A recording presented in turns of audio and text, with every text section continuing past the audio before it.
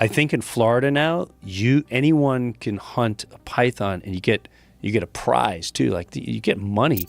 At sunrise in the Florida Everglades, something strange began to move in the grass. They looked like harmless rabbits, soft, twitching, and perfectly still, but what hid beneath their fur wasn't alive. Officials had quietly released hundreds of them, each powered by the sun and built for one chilling purpose: to lure out the Everglades' most unstoppable predator. Locals called it madness. Scientists called it genius. But when the first cameras started rolling, what they captured changed everything. The question is, did Florida just outsmart nature or unleash something it can't control? Everglades under siege at sunrise, the Florida Everglades glows like a living mirror, sawgrass shimmering over slow water, herons standing still as statues. Yet beneath that beauty lies one of the most devastated ecosystems in America. For decades, this vast wilderness has been under silent attack. The invader isn't a pollution spill or a human development project. It's alive, coiled, and unstoppable. The Burmese python, a predator born in Southeast Asia, has turned Florida's wetlands into its own empire. The invasion didn't begin as an accident of nature, but as a human mistake. In the 1980s and 1990s, the exotic pet trade flourished, and baby pythons were sold as harmless curiosities, glossy, patterned, and docile enough to rest in a child's hands. But those pets grew. Within a few short years, many reached 15 to 20 feet, strong enough to crush a deer or an alligator. Owners unprepared for the responsibility began releasing them into canals, swamps, and backyards.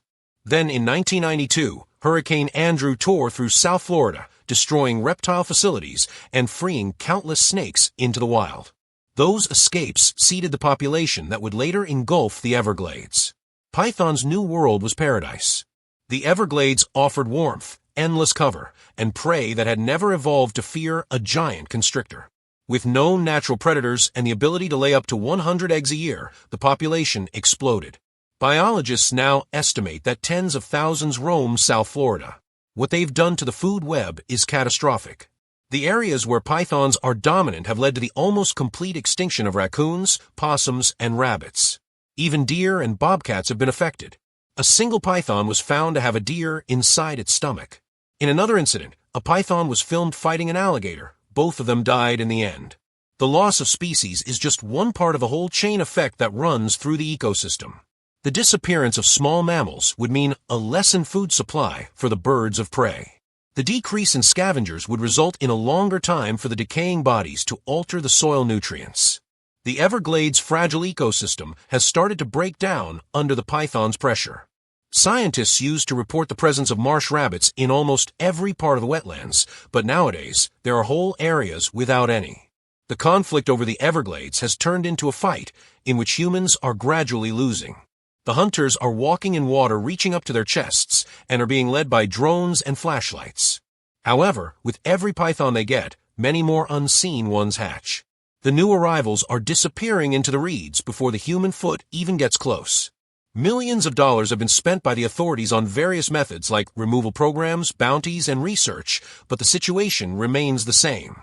Pythons have made a perfect adaptation to their environment. On the other hand, humans are the ones who are running out of options. Meanwhile, the scientists also pointed out that the snakes could move north along with the rising temperatures, thus invading other areas across the south. The Everglades might be the first place to get affected, but taking over the rest of the area may not be far away. Little did Florida's wildlife officers know, the next strategy they tried would ignite one of the strangest hunts in modern history. Bounties, hype, and hard math. When officials realized just how unstoppable the python invasion had become, they did what humans often do when faced with a wild problem. They turned it into a competition. Cash prizes, public glory, and the thrill of the hunt.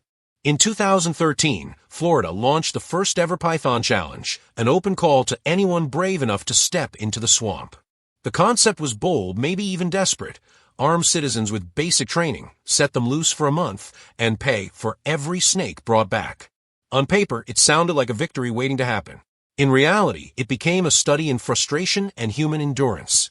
The first challenge drew more than 1,600 participants from across the country. Hunters came with airboats, machetes, and flashlights strapped to their foreheads.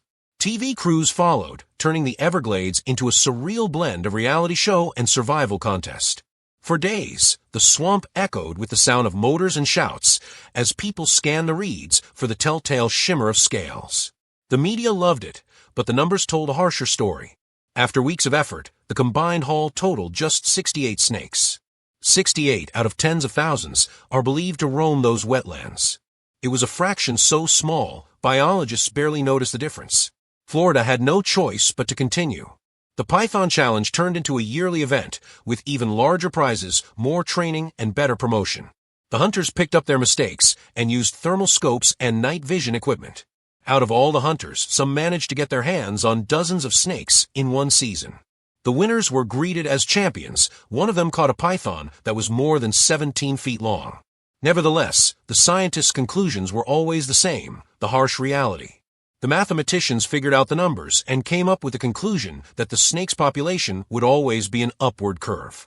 Then, officials realized that the seasonal competitions were mostly just a way to get publicity and moved on to a more professional strategy.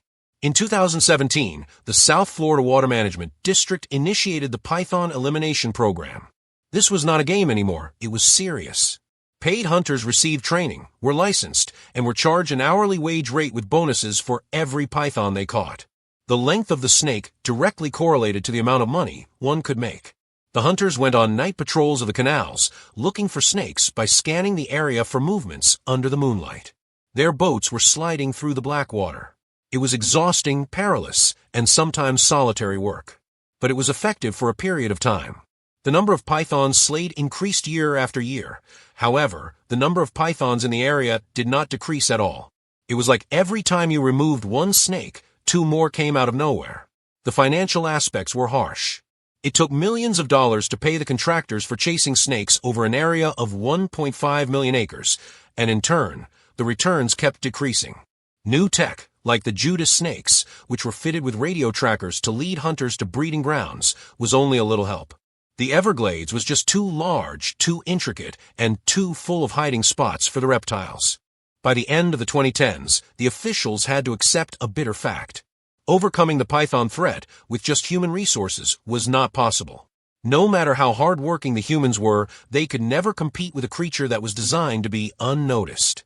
It was just like pruning a big fire with scissors, the whole thing.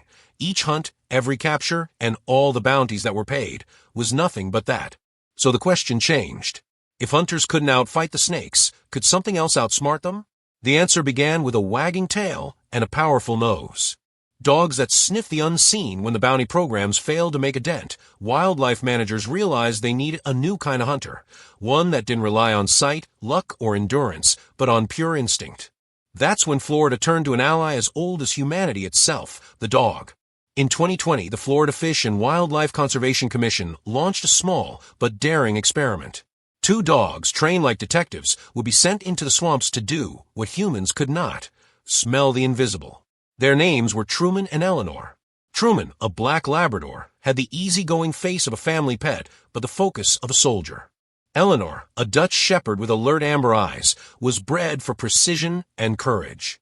For months, they were trained to recognize the faint, musky odor that Burmese pythons leave behind, a scent humans can't detect but lingers in grass and mud long after the snake has passed. Trainers hid pythons in crates, in tall weeds, even under waterlogged logs, until the dogs could find them every time. Once in the field, they worked on long leads, handlers following close behind with GPS trackers as the dogs sniffed, paused, and pulled toward unseen targets. The results came fast. In their first month, the duo helped capture several large snakes that had eluded human crews for weeks. Truman's tail would stiffen, Eleanor would circle, nose low, and suddenly freeze, the universal sign that prey was near. Moments later, a handler's flashlight beam would catch the slow ripple of scales. It was astonishing to watch. These dogs were finding pythons in minutes where biologists had searched for hours. Word spread quickly across the agencies. For the first time, it felt like humans had a fighting chance. But victories in the Everglades always come at a price. The swamp is a tough place to live, extremely hot, very humid, and very dangerous in every aspect. The paws can be cut by the sharp sawgrass. The water can be home to alligators and cottonmouths that are deadly on the first bite. Handlers had to do a lot for their dogs. They had to dress them in vests designed for cooling, put boots on their paws, and give them water all the time. And then the predator, the python, was there to make everything even worse. In spite of the difficulties, the dog teams managed to reveal a really impressive thing, a pattern. The scent trail led to nests, egg clusters, or other snakes hiding nearby every time they tracked a python. This discovery implied something broader, a map of the invasion. Scientists started to chart these discoveries, identifying the areas of reproduction that they had previously been unaware of. The dogs were not only capturing snakes, they were also revealing the problem's structure. Nonetheless, it remains that no matter how efficient the two dogs were, they would still not be able to cover the whole 1.5 million acre swamp area. To broaden the existing program would entail setting up hundreds of teams, spending millions of dollars, and providing constant maintenance. The technique was very effective, but on a small scale, a tool, not a solution. Truman and Eleanor had proved one thing very clearly. The use of creative methods was successful, but the Everglades required more than just strength or instinct. Their victory opened up a new, but unavoidable question. If the smell was able to lure the snakes out, what if the bait could attract them even more? Could the very thing they were after, which was the snakes, become the one to provide the researchers with victory? That question would lead scientists down an unsettling path, one that blurred the line between biology, ethics, and desperation. From live bait to blueprint, desperation breeds innovation, and sometimes controversy. After years of failed hunts and limited success with detector dogs, Florida scientists and wildlife managers found themselves staring at a difficult truth. To defeat the pythons, they needed to understand what the snakes wanted most. The answer was simple and unsettling. They wanted rabbits. Specifically, marsh rabbits, once among the most common mammals in the Everglades, and now nearly wiped out. The question that followed was as risky as it was bold. Could live rabbits lure pythons out of hiding? At first, the idea sparked outrage. Yet for some biologists, it was an unavoidable next step. Pythons are ambush predators, drawn by scent and heat rather than movement alone. In small, controlled studies, researchers built secure pens along swampy trails and placed live rabbits inside. The pens were designed to protect the animals from direct attack while still letting their scent and heat spread through the environment. What happened next stunned the teams. Within weeks, pythons began appearing, one after another. In a single study site, more than 20 snakes slithered toward the enclosures over the course of a few months. The rabbits, terrified but unharmed behind wire barriers, had become magnets for one of the most elusive predators on Earth. The findings were undeniable. The presence of rabbits could concentrate python activity, making them easier to locate and capture. It was the first real evidence that prey attraction might succeed where brood hunting failed. But success came at a moral cost. The images of trembling live rabbits surrounded by constrictors provoked outrage from animal welfare groups and even from some scientists within the project. Public pressure increased step by step. The experiments were labeled barbaric by the critics, who contended that no species in the world, no matter how invasive, could ever be a reason for the sacrifice of innocent animals. Officials had no choice but to answer, and soon enough, the funding for live bait trials was completely withdrawn. However, it was the program's termination that made another significant discovery possible. The principle was established. It was the method, and not the means, that mattered. The next question was evident. Could they imitate the scent, heat, and very slight movement of a marsh rabbit without employing a living creature? Engineers, biologists, and conservation tech specialists started working together, fusing wildlife science with robotics. They examined every sensory trigger that lured a python. Infrared heat signatures, thermal contrast against cool swamp air, and the almost undetectable musky smell of mammal fur. Every factor was treated as a data point for a mechanical copy. Thus, the rabbit blueprint was created. Scientists thought about a durable decoy that would be able to give off heat, release a synthetic scent, and imitate the twitchy movements of a real rabbit. This was not only about pythons attracting, but also their capturing. Every encounter could be photographed and recorded by the cameras and sensors, making it possible for the decoy to become a field researcher itself. The project passed through different stages, moving from concept to prototype very quietly, and even the controversy surrounding it did not alert anyone to what was going on. For the first time, technology made it possible to retaliate without slaying. However, it remained uncertain whether the snakes would be so gullible as not to notice the trick at all, or whether they would just smell the deception and the fur. That answer would come soon enough, as Florida unleashed its first army of robotic rabbits into the wild, and the Everglades held its breath to see what would happen next. Robo-rabbits in the wild. When Florida's first batch of robotic rabbits rolled into the Everglades, few believed the experiment would work. At sunrise, the prototypes looked almost comical. Small, soft-furred decoys surrounded by wires, sensors, and tiny solar panels glinting in the mist. But there were no toys. Each one represented years of frustration, innovation, and millions in funding. They were designed to fool a predator that had outsmarted every trap so far. Engineers called them robo-rabbits. Wildlife officers called them a last hope. Each decoy was a marvel of practical design. Built from weather-resistant polymers, coated with synthetic fur, and layered with thermal pads, they emitted a heat signature nearly identical to that of a living marsh rabbit. Tiny scent emitters released a chemical compound mimicking rabbit musk, drifting on the swamp breeze. Even the ears could twitch, powered by silent micromotors. To a python's heat-sensitive tongue, these machines were indistinguishable from the real thing. Hidden within was a camera linked to a motion-triggered transmitter. Whenever something slithered close, the system activated, sending an alert to biologists stationed miles away. Powering all this was sunlight. Each decoy carried a small solar panel connected to rechargeable batteries, allowing them to operate for weeks without maintenance. They were anchored inside protective pens, enclosures strong enough to survive curious raccoons, storms, and the occasional gator. The goal wasn't to slay the snakes directly, but to lure them into monitored zones where trained teams could move in for capture. When the first 120 units were deployed across key hotspots, no one expected immediate results. The swamp had crushed optimism before. The Everglades, however, reacted differently this time. Right from the beginning, the field cameras captured various scenes which no one had seen from such a close position. Big pythons were coming up to the decoys very gradually, with their tongues flicking and bodies shining under the moonlight. A few of them hit the decoys right away, wrapping around the motionless rabbits as if they were living prey. Some others were a bit more cautious. They felt something strange, and then disappeared into the darkness. Before long, the data started coming in. The robotic bunnies were not just bringing the snakes, they were actually tracing their movements. The activation of every camera was equivalent to adding more dots to an ever-increasing digital map of python hotspots.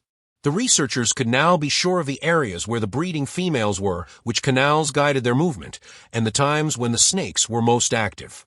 The decoys had turned into both bait and an intelligence network. Nonetheless, difficulties still appeared. The price of each one was approximately $4,000, and their survival in the swamp's extremely hot and humid conditions required a series of continuous tests. The miracle of engineering would be the location of funding that decides whether it can grow into a statewide system. But it was the psychological shift it caused that was priceless. For the first time in decades, the researchers felt they were on offense. The Everglades has been quiet for years, but now that quietness holds a pulse of possibility, a hum of motors beneath the fur. If this deep dive helped, like, comment, and subscribe. Tell us if tech should lead wildlife recovery, or if it risks a new set of problems. And keep watching. The next video on your screen follows another audacious plan to save a broken ecosystem.